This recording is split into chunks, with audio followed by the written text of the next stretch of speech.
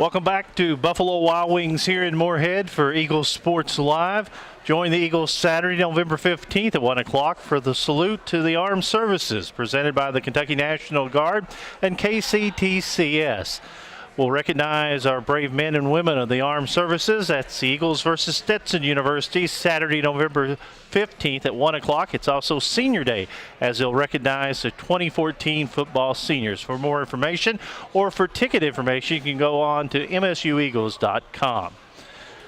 Monday evening, it's time for Eagles Sports Live. Jaime Gordon has joined us for the second week in a row. See, Coach, we were a little lucky for you.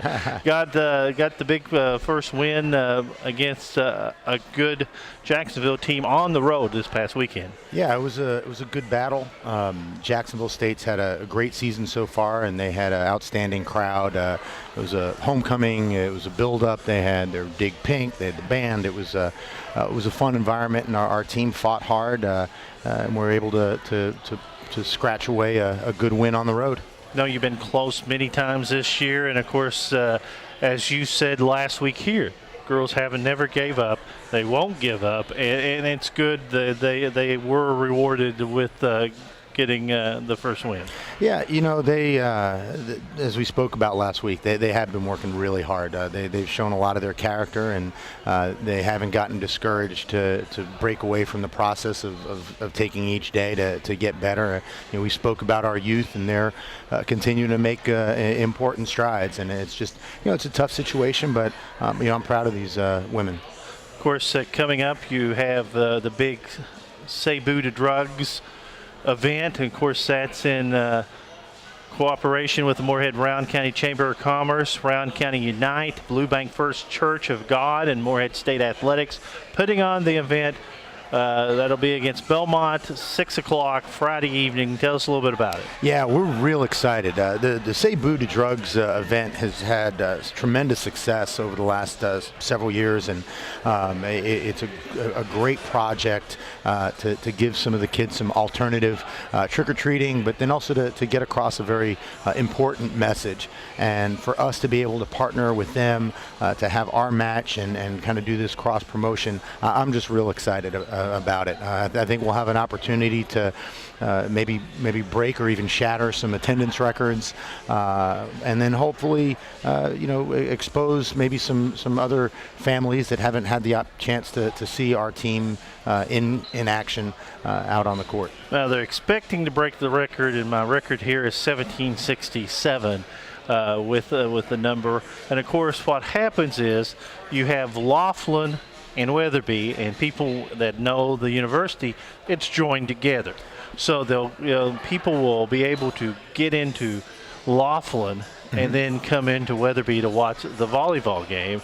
And of course, your fans, if you're a volleyball fans, it won't be any different. You'll have your door to come in, and then if they're trick-or-treating in a way, right, then they can come through Laughlin, get their information, blah, blah, blah, and then come on in. Right. Well, and actually the way that we'll have it set up, the entrance to the event for those that are going to go through the trick-or-treating and the Say Boo to Drugs, they will actually use the Main Street entrance. And because there's so many people, what we'll do is we'll actually stage them. We'll bring them into to Weatherby Arena, and then bring them through Laughlin from there. And then they'll have the ability, once they go through the trick-or-treat, to gain access back in. And then as far as our season ticket holders and our regular fans, we'll have the east entrance of Weatherby open for them, and we'll actually have sections put aside for our normal fans, so they don't have to worry about not getting a seat. Doors will open at 5 o'clock. Plenty of time before the match starts to come and see. And, of course, when they come in at 5 o'clock, like you said, the area businesses will hand out candy and drug-free literature beginning at 6 o'clock. So there'll be an hour. They don't have to rush. They have plenty of time, and then they can get all their information and candy right then and there. Yeah, and as I said, they'll be able to watch part of the game, and then after they go through the trick-or-treat, be able to return back into the gym to watch the conclusion. Now, the overflow lot or the Route 60 lot may be the best to park, because if you park on campus, well, if you can find places on campus to park, but that night, since there's such a big turnout for that event, they're recommending to use the overflow lot, which is right across from the Dairy Queen lot. Right. There's also a parking lot at the Space Science Center. There'll probably be a lot of vacant spots in there. So you'll have those two areas. So they're going to be parking. May have to give it a little time, but right. that's when you have a big crowd, you have to plan for all this. And it seems like Rowan County Chamber of Commerce, Rowan County Unite, Blue Bank First Church of God, and MSU Athletics have worked hard on this event. They have. It's been a great effort from a lot of different areas within the community. Victoria Cable has been done a great job in spearheading it from the athletic side of things. And just like you did mention, probably the best opportunity to get easy parking is on the south side of 60. And you figure since normally those kids have a lot of walking that they're doing in the trick-or-treating, since everything's nice and consolidated, that little walk across 60 and over to Weatherby and Laughlin, it won't be a big deal. When you're parking, they may be a little hyper. But when you take them back, they'll be really hyper because they'll have all that candy in them, so they won't mind walking. No, I don't think so. But between now and Belmont, have another match as well, don't you? Or is it Belmont the next one? Belmont's the next one. We've got to get. And then Tennessee State is on Saturday, the following at 2 o'clock. So this is nice. We've got a good week to prepare for two very good opponents. So come on out to Say Boo to Drugs. That's Friday, as the Eagles square off against Belmont. 6 o'clock will be the match time. Doors will open at Weatherby Gym at 5 o'clock, and as we said, area businesses will hand out candy, drug-free literature at 6 o'clock. Admission is free, and that comes along with the volleyball match, and of course presented by the Moorhead Rowan County Chamber of Commerce, Rowan County Unite, Blue Bank First Church of God, and MSU Athletics. Well, next time we talk to you, you'll have 2-3 wins by then, because absolutely we're good luck when you come here and eat. So, Jaime Gordon, volleyball coach here at Moorhead State University. We are here at Buffalo Wild Wings on a Monday night, and this is Eagles Sports Live. 1, 2, 3, 4, get my shoes and out the door. 5, I'm alive. 6, 7, 8, feeling great. 9, gonna shine, life is good. I'm doing fine. 10, gonna do it right and do it again, yeah. I look into the sky with all the beautiful color, but there's more than just for me, so gonna share it with another. I got to show, to give, let out. I want to sing and shout. Take a look and say, oh, oh, oh, oh, oh, oh, oh, oh, oh, oh, oh, oh. Come on, come on, come on and sing, yeah. Come on, come on, come on and sing. The biggest thing that people don't realize is time management. Time commitment. Definitely time management. It takes a lot of time management. Well, it's just a complete honor to be a Division I student athlete. There's so much that goes into it, and there's so many people that would like to play any sport in college, let alone Division I, and that don't get the opportunity to. And it's just it's a wonderful, wonderful thing to add to a college experience. We balance school, we balance practice, all that stuff, and it's a lot more than people realize. It's a full plate all the time, and making sure that you're fully committed to all those things is a huge challenge. It teaches you as a person too. I've grown up a lot just from being a D1 athlete, so I think just from a side of the sport, it helps you grow up a lot. It's kind of like a full-time job. You know, you have deadlines you have to make. You have to show up on time, do your best. You probably have to cut out a lot of stuff that most people don't. Like, you don't get the time, the leisure time some other people get.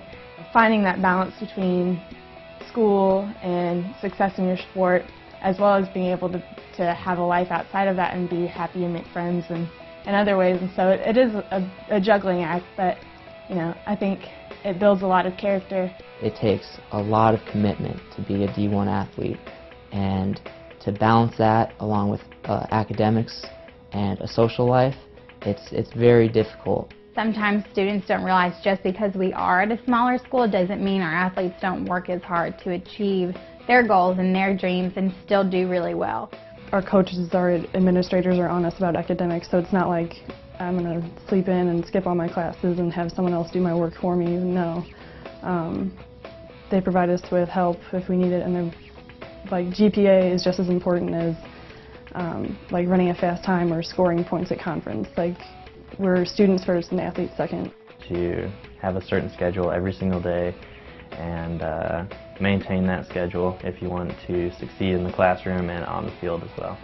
As a student athlete, it is what it is. It's student athlete, not athlete student. So you really have to focus on getting your schoolwork done as well.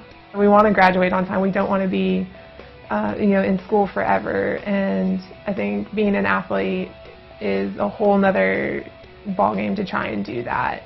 You have to be able to manage your time, and you have to make your priorities around, you have to be a student first and still do your job as a player.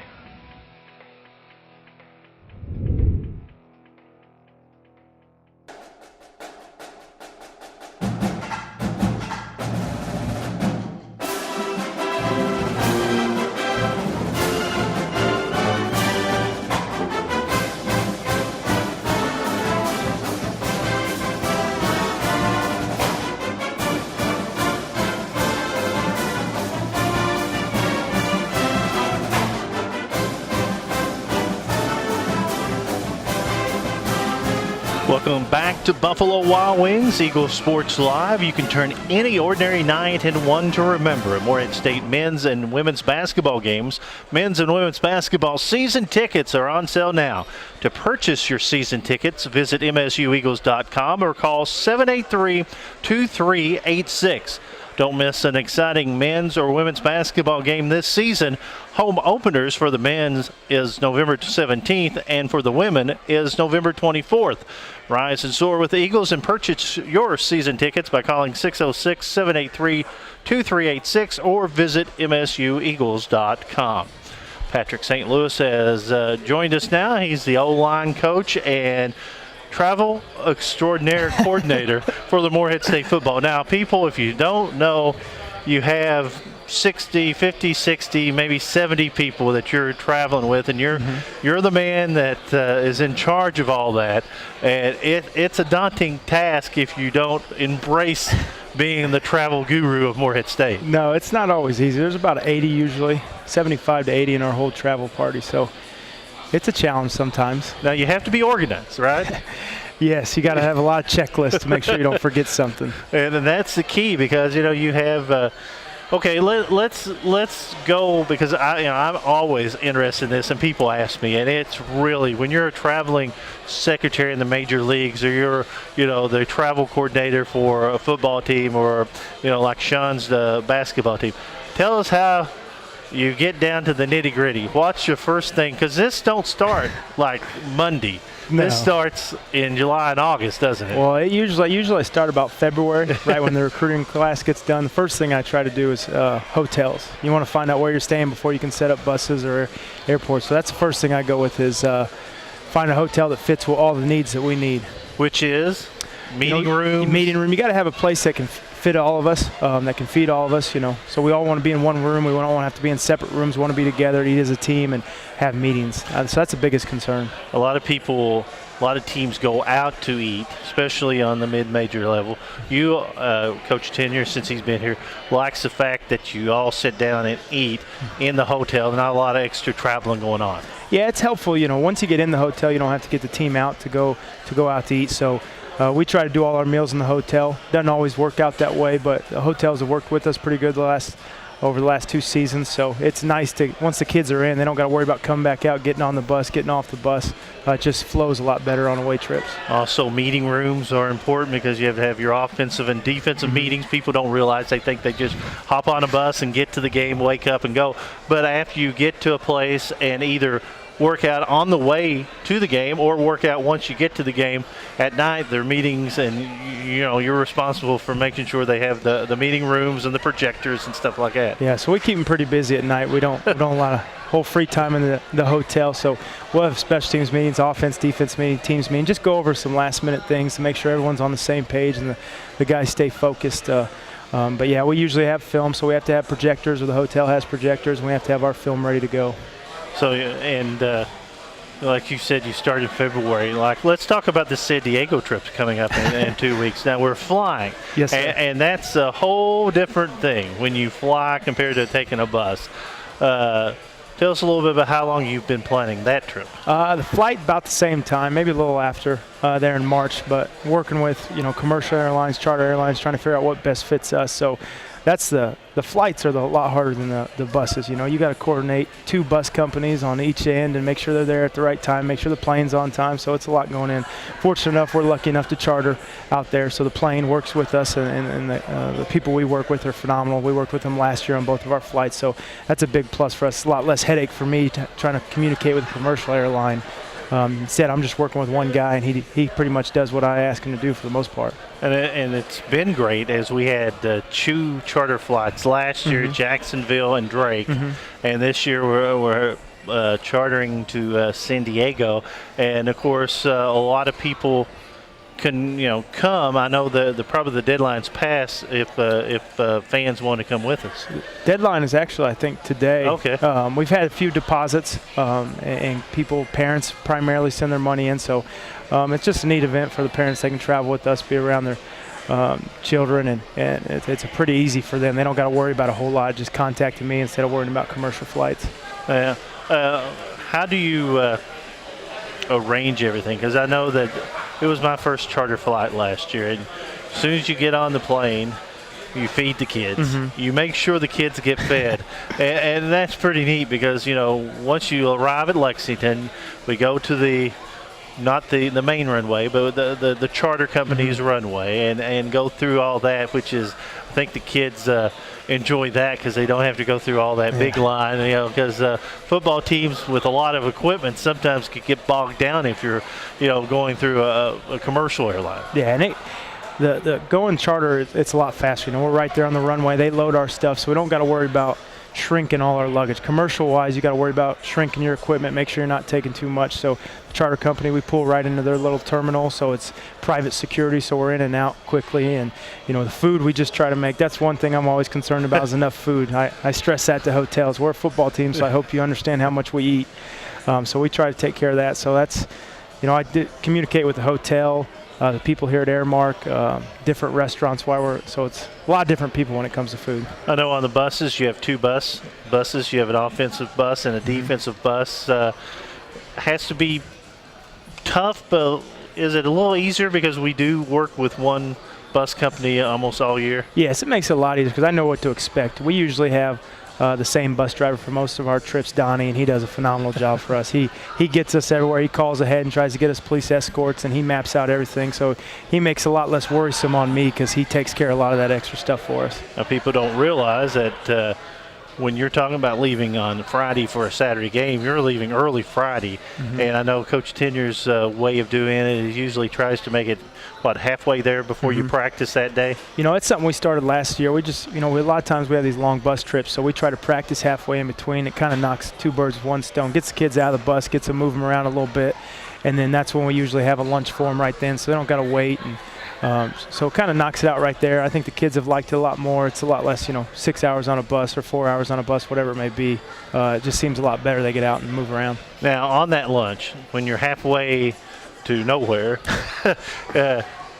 do you get Are you the master of getting people delivery, or does Donnie, like you say, sometimes helps you? And I take care of all the things. You know, I have it set up. Donnie knows who usually is coming, and one of our other assistants, when I'm busy doing offensive line stuff, they go out there and make sure it's all set for us. But usually we coordinate it. You know, on our way to practice, we usually use Airmark here, and they put together a phenomenal lunch for us that we just give to guys once we get off the bus. Yeah, people don't realize you do all this. We've been talking 10 minutes about your duties as getting the travel involved. And you're also a coach. You're an O-line coach. So tell us a little bit about that. How'd you get involved in that? It's pretty busy, you know, trying to make sure that we can protect the quarterback at the same time and get everybody across the country. So it gets pretty busy. It's just one of those duties that are assigned. It's one you got to be organized at, so I guess they must think O-line coaches are organized or something. You got your master's from Morehead State. Yes. Right? Tell us how you got to Morehead State. Well, I got done playing, and I was a student assistant at my alma mater, and I was looking for a graduate assistant job, and Football Scoop, which is kind of a website for coaches. I looked on there, and there was one open, and I applied for it, and somehow they decided to give me an interview, and I came out and interviewed at the time with Coach Tenyer and Gary Dunn and Coach Ballard at the time, and I guess they liked what I did. They gave me the job, and the rest is kind of history. Of course, you paid your dues, and then when Coach Tenyer got to be the head coach, they hired you full time, and of course they anointed you as the travel guru.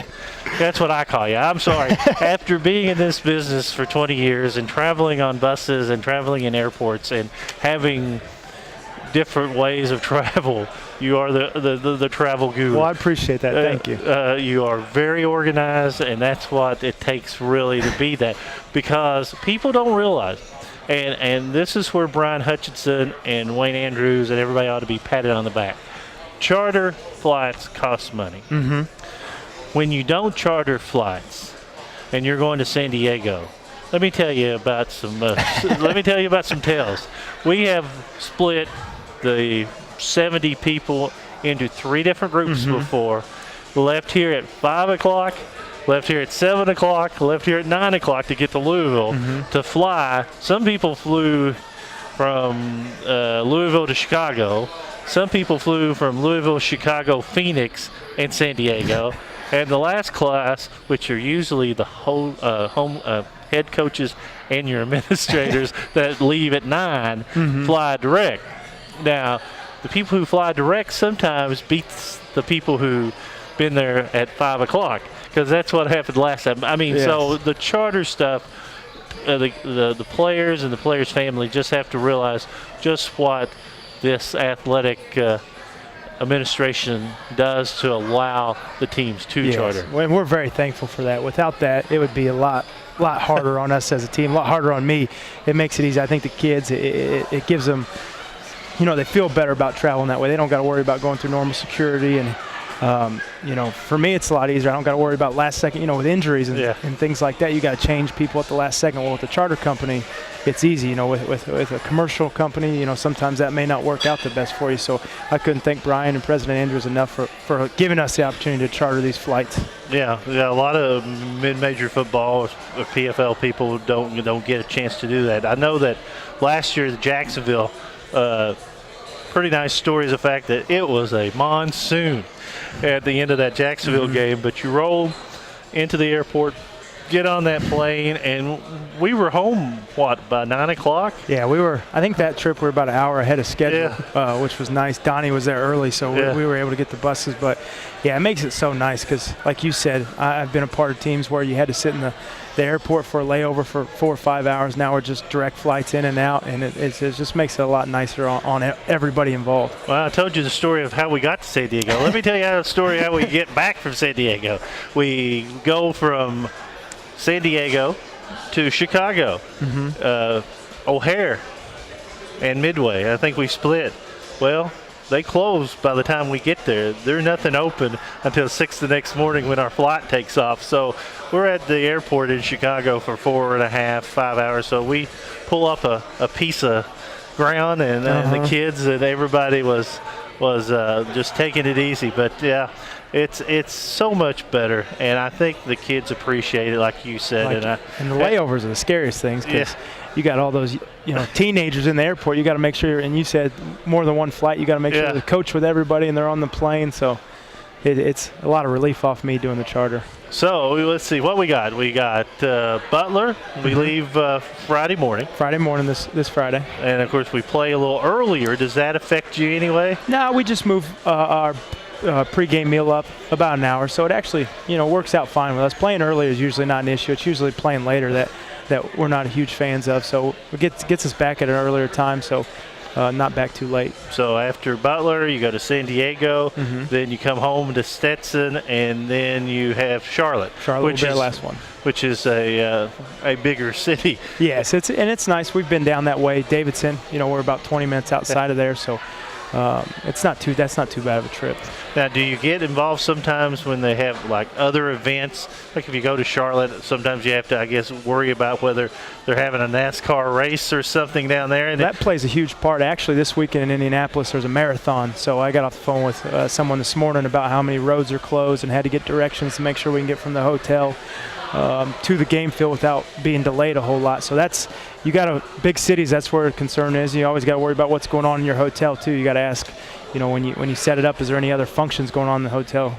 And it's like you said, we are blessed to have Donnie and everybody at that bus company to be almost like a member of the support staff, because they can find ways to get you home quicker. Yes, I couldn't tell you how many times Donnie saved us just from planning ahead or setting something up or knowing where to be. He knows our routine, so he knows when to stop. We don't have to worry about a bus driver taking an extra stop. He knows when we're going to stop, and he plans accordingly. Patrick, we appreciate you. Thank you for having me. I appreciate it. I really enjoy it. I enjoyed finding out a little bit more about it, because after being on the road for 20 years with different stints at different sports and different schools, by far I really enjoy the way you take care of the kids first and then the coaches, and we appreciate you taking care of us too. Well, thank you. I hope I can live up to this the rest of my time. Patrick St. Louis, offensive line coach and travel guru of Morehead State football. We'll come back with more. This is Eagle Sports Live from Buffalo Wild Wings.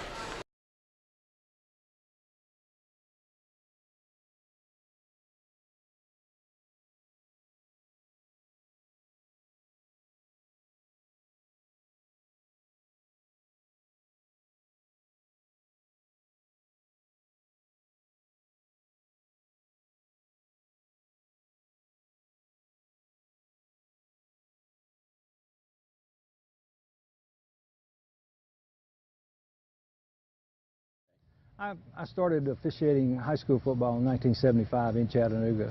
And the reason I did that, I think most people probably got into it because they knew somebody who officiated, but that wasn't the case with me.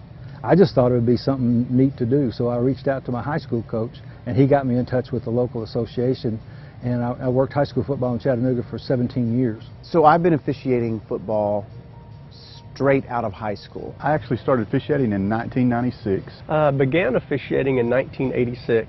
I've been officiating now for about 25 years. I started officiating in 1972. This is my 29th year in the Ohio Valley Conference.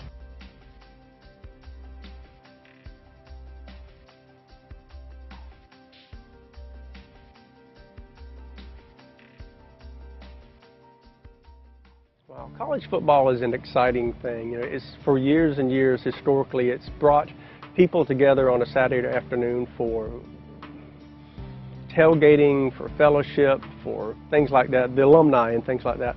But also, more importantly, though, the players. I played football in high school, not in college, but the competition that those young men go through is exciting. It's important to them, and I wanted to remain a part of the game that I enjoyed playing back in high school. And so being an official is a great way to remain part of the game. Like I tell people, I'm so blessed that I still get to have football grass on my feet on Saturday afternoons in the fall. I think that people look at officiating and kind of look at it as, I probably could do that. I mean, everybody likes to be an official when you're watching a game and you can see it, but I think there's something different about actually being on the field, interacting with the players, interacting with the coaches, and interacting with other officials. Our job is not necessarily to interject ourselves into the game as much as it is to make sure it's a fair contest, and we're the only people watching the game that don't really care who wins. And so, everyone sort of sees the game through the lens of what they want to happen, but officials don't. Officials don't care who wins. Officials don't see it that way. So the goal is to be objective and to be fair and to make sure that the competition is happening in a way that, everybody feels, not everyone can win. One team's going to win, one team's going to lose, but at least people could say, all right, that game, it was fair. It was determined by the players and not by the officials. That's my goal. In college, there's parity and the challenge of keeping it fair and letting them be competitive, and at the end of the day saying that the officials had nothing to do with it. And that's the challenge of what to call, what not to call. A good call is great, and a bad call usually doesn't go away. You hear about it, there's repercussions, different things, but at the end of the day, if we can keep it fair and competitive, that's the challenge. But my passion comes from being a former college football player at ETSU. I want to give something back. I've always enjoyed doing that, and I feel that it's a passion that you have. Not everybody can do this. Everybody thinks they can do this, but you have to have that drive that's in you to say, this is something I like doing, and What drove me into this, again, is just my love for sports. I've always, and like I said, I played some sports in high school, didn't play sports in college, but I just wanted to continue to stay in that line of work. The gentlemen that I officiate with are family. We respect each other. We do an excellent job together. We call each other during the off season, see how everybody's doing, and it's just a extended family. So I retired from active officiating at age 58, which is 57 actually, which is a little young to retire. But this has allowed me to stay involved with the game. I've obviously enjoyed the game of college football, and I really enjoy seeing guys that I have hired, trained, nurtured, see success. And I take great pride in that. We now have 2 coordinators who are OVC officials, and understand that I take great pride in that too. So seeing the people that I have touched succeed is great for me.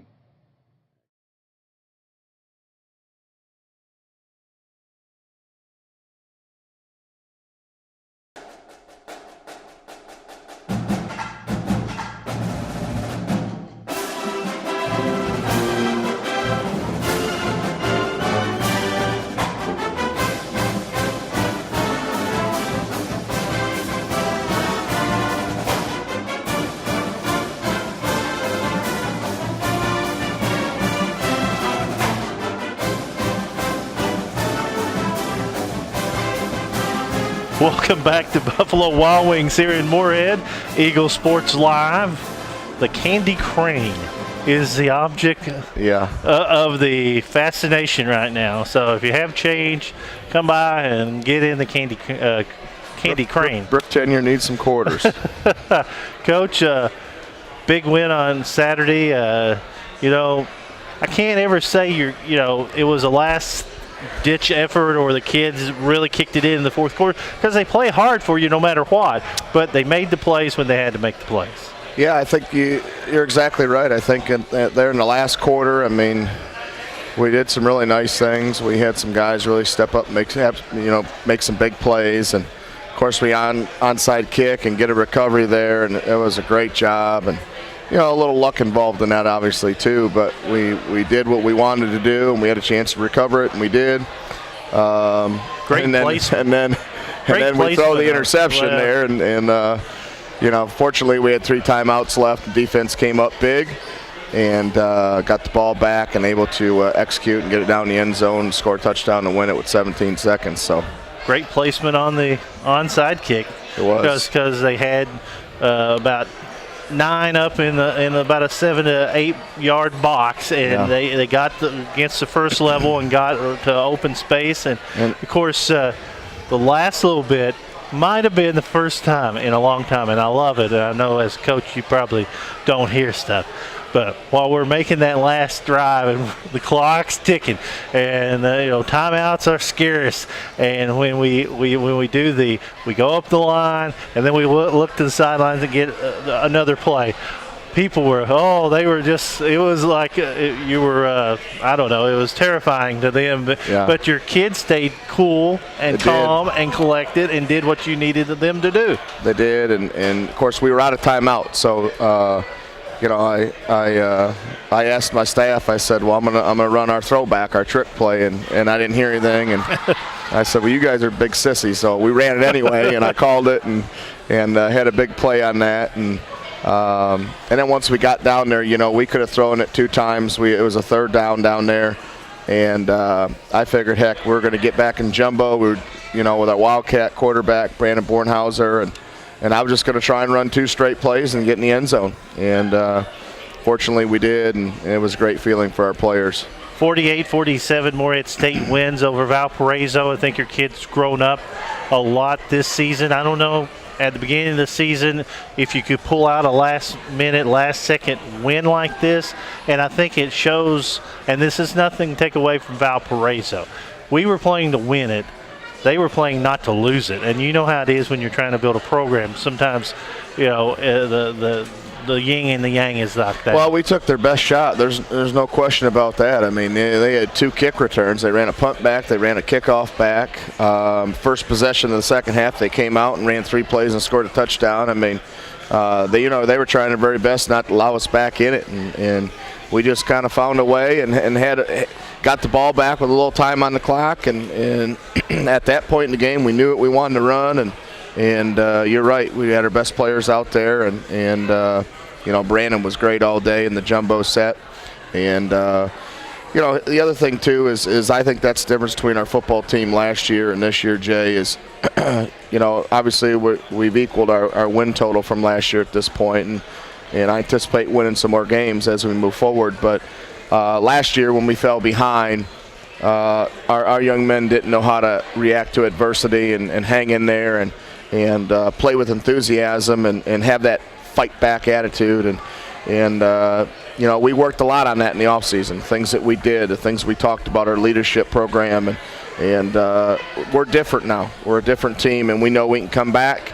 And, we go out and we play hard and give great effort. And as hard as we play, I expect them to play harder, and they know that as well. So, but that's a big key to what we got going on, and I think we need to get some of that effort into our special teams play, because I think on some of our coverage teams, we're very average, below average right now, and we need to get some things fixed, and effort will take care of a lot of those things. 4 TDs rushing, 2 to Brandon, and 1 to Reese, and I can't even find my thing. One to Jake Raymond. So you have 4 TD rushing. It's been a while since we ran 4 times in the end zone. Yeah, well, we get down close down there. That's kind of our go-to thing right now. We're going to get in that heavy set and try and out physically and get in the end zone. So we've got about 8 plays off that set. I think we've only run 1 play the whole year. So you got to run it. It works. Let's keep running it. Hey, run it till they stop you. If anybody can't stop you, you keep on running. We're talking about the rushing, and the Bornhauser had 2 touchdowns, but Austin Gay for 31 of 43, 352, 3 touchdowns and 1 interception, but 352 yards. Pretty good effort by that young man. Had a tremendous game, and I was very disappointed when he didn't win PFL Offensive Player of the Week. At least share it. He had I thought a tremendous game and a comeback victory, and he had the 1 interception there late in the game, and I think he just got lost vision on the safety, and it wasn't a great call. It's not what I wanted to call, and so I take blame for that one. But I thought he played tremendously well. He controlled the tempo of the game for us. He made really good run checks and some pass checks for us, and communicated well on the sideline as we made adjustments in the game. And our kids were really into it the entire game, so I give them a lot of credit for that. And they wanted to find a way to win this game, and ultimately they did. Jake Raymond, 8 catches, 116 yards, 1 touchdown receiving. We mentioned his touchdown rushing. Really has come into his own this year. Yeah, about 5 weeks back on the Dan Manley show, we talked about, Dan asked me, who's that one guy that folks don't really hear about much, and I said, well, Jake Raymond. He's a guy that just kind of does everything right and plays hard and understands the game of football really well, and tremendous personality, great personality, good leadership. And I think he's really starting to come into his own, understanding how hard it is and what it takes every day to come to practice and give great effort and be really well conditioned to play that position. And so I'm excited that we're going to have him for a few more years. Of course, Austin's very lucky because it depends on the week, depends on the quarter. He can throw it to several different people, and he spreads it around about as well as you can. Well, that's what I like about our team now. I can remember back in 2011 and 12, and it was, well, where's Dante Sawyer? Well, how can we get Dante the football? And now it's us trying to run schematics to attack personnel and get the matchups we want. And it really doesn't matter who we have in the football game. So that makes us a little more flexible in our play calling.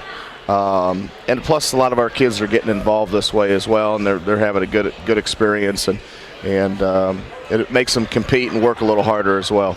With the fast-paced offense you have to keep fresh people in there. I mean, Raymond with 8 catches, Cornwall with 5, Tanner Napier with 4, Strom with 4, Bornheiser with 4. Bond came in for a couple of catches, and then you have your little swing passes out of the backfield with your running backs. I mean, you could have 8-10 people each game with receptions. We've been pretty consistent with that all year long too, and again, it's about taking advantage of what the defense does, and a little bit of it obviously is getting the ball in the hands of the guys you want to get touches, but it's all usually about creating matchups and running kind of what they give you.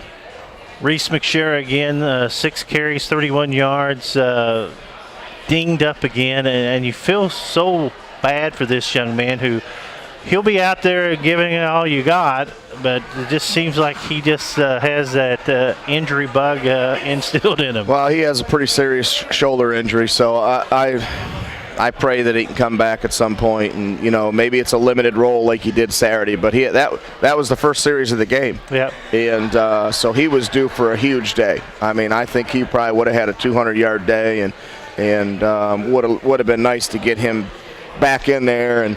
But Lawrence Jones has done a great job, and Rob Harden's doing a good job, and we're going to find ways to run the football no matter who's back there. But I sure hope Reese can come back at some point and finish out his senior year. He's a young man, Jay, that put off a student teaching a semester to come back and play his senior campaign, so he's passionate about football. He loves our football team, and I hope he can finish out his senior year. We talked about this, I think, last week as we were discussing and recapping the Dayton game, the fact that Austin at times can have a game like that, and then he can come back. As a coaching staff, you want that consistency, but I think it speaks volumes of Austin as the fact is how bad we kind of played against Dayton. He comes back and has a solid game for you the next day. Yeah, and I think a lot of it is just preparation. Austin spent about an hour and a half at our office today during our game plan meetings, and wanted to be up there and make sure that he understood what our run checks were going to be. And before we even had our scouting report meeting or practice number 1, he wanted to come in and see what kind of coverages he was going to see, and what kind of week is it? Is it play action week? Are we going to be throwing a lot of quicks? Are we throwing screens? What's our run game philosophy? And so I think him having a couple down games, and then of course Tyler Rice getting to play a little bit has motivated him to be more competitive, strive to compete and improve each week, and be better prepared as a quarterback. And the quarterback is really the point guard of our offense, and it's the most important position because he's the guy that touches the football every play. Yeah, if Austin could ever get to be, this is not a knock, if he could ever be consistent, he could be all PFL. The fact that, you could expect out of him. Let's touch briefly on defense. Luke Keller, Matthew Brewer, each with 10 tackles apiece. Of course, Luke Keller, he just amazes me each week. It just seems like, when you need something, he'll do it. And he does it, may not be the most talented player, but he has a lot of heart. Well, I think he'd be the first to admit it, that he's not a linebacker. He's just he's a football player, and that's the great thing about it. People may not realize he started on the offensive side. Yeah, he was a tight end his freshman year, and then of course, last year and half of the year before that, he was out with some injuries, and so this is his first full year playing linebacker, and he's improving each week. And as I mentioned last week, he's the leader of our defense and gets the front aligned, and Matt Brewer's played, I think, exceptionally well. We just try and keep his weight up to about 200 pounds, so he can play hard and be physical, but he's really bought into what we're doing, and he plays hard. Matt's a guy that's on 2 special teams for us as well, and we count on those 2 guys for to play at a high level and make a lot of plays for us, and they're getting better every week. Morehead State beat Valparaiso 48-47 Saturday. Coming up, they'll be traveling to Indianapolis to take on the Butler Bulldogs Saturday afternoon at 12 noon here on the Eagles Sports Network. We'll come back and we'll talk with Coach Tenyer on the Butler Bulldogs when we return on the Eagles Sports Coaches Show.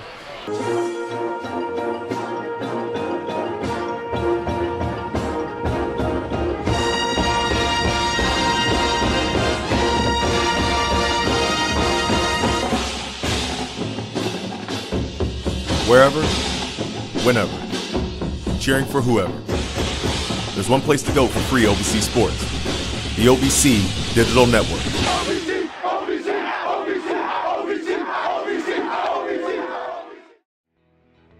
Diversity is. Diversity is. Diversity is. Diversity is. Diversity is. Diversity is. Diversity is. Diversity is. Diversity is. Distinctiveness. Inclusion. Variation. Equality. Respect. Sustainability. Individuality. Togetherness. You.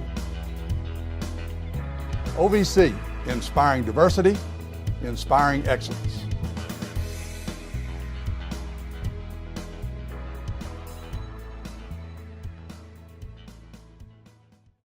Welcome back to Buffalo Wild Wings, the Eagles Sports Live.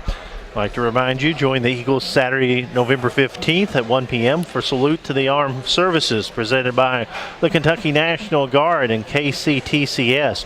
Where its state will recognize the brave men and women of the armed services. That's the Eagles versus Stetson, Saturday, November 15th at 1 o'clock at Jane Stadium. Also Senior Day, as they'll recognize the 2014 football senior. Ticket packages are on sale now. You can visit msueagles.com for more information. Before we get back into football talk, once again, the volleyball team hosting Say Boo to Drugs Night on Friday night, beginning at 6 o'clock at the Laughlin Health Building and Weatherby Gym. The Say Boo to Drugs is coordinated by the Morehead Round County Chamber of Commerce, Round County Unite, Blue Bank First Church of God, and Morehead State Athletics. They're trying to have the all-time record and pass 1767, which is the record right now for volleyball. So they're trying to establish a new record. Doors open at 5 o'clock, and area businesses will hand out candy and drug-free literature beginning at 6 o'clock. That's Say Boo to Drugs. As Morehead State will host Belmont University at 6 o'clock. Always That'll be a big game. Yeah. Hopefully have a big crowd out there, and of course hopefully we'll have a big crowd as we travel to the big city of Indianapolis coming up on Saturday, taking on the Butler Bulldogs. And Coach, tell us a little bit of what you found out about Butler thus far. Well, always a well-coached football team. They've got a bunch of returners on both sides of the football. Be honest with you, we're real similar. You know, they're playing. They got a good mix, a bunch of young guys in there. They're playing some true freshmen and playing some redshirt freshmen on both sides of the football. And you know, their quarterback was nicked up a little bit last week, and I don't think that he played versus Drake. And but I'm sure he'll be back for our game. As always, you know, we'll get their best shot. But very good team. I think defensively they very physical up front. I think their front, you know, I think they're probably leading the conference in rush defense if I remember correctly, and lead the conference in sacks as well. So we got a work cut out, you know, offensively, protections and running the football. And then on offense, they're just, you know, they give you some really unique formations, and they do some shifts and things, and they're really balanced. You know, they're going to try and run the football, but it seems like that this year they're trying to throw the football a little more than they have in the past, and so, you know, it'll be a good game. It's an early start. It's a 12 p.m. kickoff up there, so it'll be a little bit of a transition for us, getting up a little early and getting over to the stadium earlier. And but should be a great day for football, and looking forward for an opportunity to win another football game. Butler now 3-5 after the 21-19 loss at Drake on Saturday, and you said they're kind of more even. They ran the ball 38 times for 147 yards and passed the ball for 146 yards. Can't be more even than that, really. Yeah, well, you know, I think they probably would have thrown it a little more if their starting quarterback was available, you know. So they're a little different team with that backup in there. And what's the starter? Is it Schlitz or something like that? The starting QB I think so. is. Yeah. I can't find my paper right now. But he's a good passer. You know, I think he's a senior, and they'll like to throw the football. They're going to want to throw the football versus us, and we're going to have to defend the run game for sure. You come off a big win, a big emotional win. You know, how do you keep them up this week to go on the road? Because sometimes, you've said this in the post game, that we don't always come out as maybe as motivated as you want us to when we start a game on the road. Well, you know, we brought him in Sunday. We had some treatments. They had our weights and got a good lift in. And I brought him in. We gave out our weekly awards, and then I cut him loose for the day. We didn't practice on Sunday, and so they were pretty excited about that. hoot and hollered about that for a good 10 minutes, and you know, I hope that we come back to work. I know a lot of guys were at the stadium today getting a head start on some film, and you know, we'll come out tomorrow and have our practice and scouting report meeting, and I think they'll be fired up, ready to go. You know, we've got a tremendous opportunity, Jay, as we move forward to finish out the year here. A couple road games, and then we come back home and then finish up against Charlotte. But you know, I'm excited about the schedule, and I'm excited about our next opportunity versus Butler. It's always typically a very even football game. And, you know, we got to take care of the football. I think they're +3 or +4 in the turnover margins. And we just got to go up there and play physical football and try and find a win a game. Yeah, we have 3 PFL games left before the big game against Charlotte. You go to Butler, you go to San Diego, and you're home against Stetson. And we mentioned that on the promo. That'll be Senior Day. And, you know, next time we're at Jane's. 15th. Yeah, next time we play Jane's Stadium on the November 15th, you know, there's nothing like a Senior Day event at Morehead State University. No, I'd encourage, you know, everyone to come out and support us that day. It's we've got 9 seniors this year, and 9 tremendous young people that have invested a lot of time and effort in our program, and like to see them go off on a good note and win their last college home football game, and a lot of those guys, all those guys, will be missed next year. That's for sure. Of course, other PFL games coming up on Saturday. Stetson at Campbell. That's a 1 o'clock kickoff. Drake entertaining San Diego. That's a 2 o'clock kickoff. Jacksonville at Marist. Valparaiso at Dayton. And I guess in a way, San Diego took charge of Jacksonville. Jacksonville's still in charge, but San Diego beat Dayton at home on Saturday, right? Right? Yes, that's the game was at San Diego. Yeah, so that's it's always Which, you know, San Diego's kind of been up and down a little bit this year and played a big game. It's always tough to go out there and play.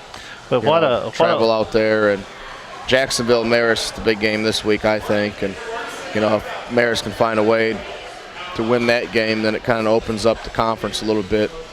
Jacksonville's 5-0, as you said, 7-1 overall. Then you have Campbell, Drake, and San Diego, 4-1 each, and Campbell's still kind of surprising people. I mean, they're playing pretty good football this year. Yeah, they are, and you know, they've played in a bunch of games that could have went either way, and they've found ways to win them. And so, you know, they're much improved, obviously, on both sides of the football, and Coach Minter's done a nice job.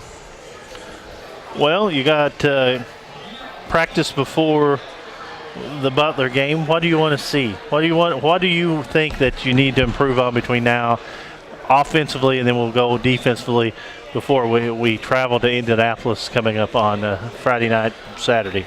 Well, offensively, we just got to be sure that we can execute at a high level earlier in games, and I think that has a lot to do with us as coaches. We've got to put them in a little better position to execute. You know, I talked to the staff about that today a little bit. It's like, you know, every week's been so different. Every opponent we play defensively is so different, and it's just brand new every week, you know. And 4 or 5 years ago, it wasn't like that. You know, you line up, you're going to see the same things. You're going to go out and run what you run. And so we're going to have to go out and, you know, I think coaches, we can do a little better job of putting our guys in a position to be successful early in the game offensively, and just kind of cut back a little bit on what you're doing and get some more reps at it at this point in the season, because obviously we're going to shorten practice some, and I think that's the best formula to do that. And then defensively, just identifying formations, getting aligned, and getting used to some tempo stuff in case they're going to play some up-tempo and go no huddle. And then the last thing, obviously, is special teams. We need to spend some time this week on our coverage teams, and maybe have some open tryouts for some guys on those two cover teams, and get some more bodies, get some more guys in there repping at those teams, and find out what we can do to make those better. Rob, always a pleasure. Thanks, Jay. See you up in Indianapolis. Okay. 12 noon start. We'll be on the air at 11:30. Breakfast with the Eagles Sports Network Saturday here from Indianapolis. That's going to do it for this edition of the Eagles Sports Network. Once again, say boo to drugs. Friday night at Weatherby and Laughlin beginning at 6 o'clock. Doors open at 5 o'clock, and area businesses will hand out candy and drug-free literature. Of course, that's coordinated by the Moorhead Round County Chamber of Commerce, Round County Unite, Blue Bank, First Church of God, and Moorhead State Athletics. And, of course, season tickets for basketball on sale now. You can go to msueagles.com or call 606-783-2386, 606-783-2386. Home opener for the men will be November 17th, and the women will start the home portion of the season on November 24th. Once again, go to msueagles.com for more information. That's going to do it for this edition of the Eagles Sports Live at Buffalo Wild Wings. I'd like to thank Jamie Gordon, Patrick St. Louis, and Rob Tenyer. For our radio producer, Ian Corbin, I'm Jason Blanton. Until next Monday, we'll see you here from Buffalo Wild Wings for Eagle Sports Live.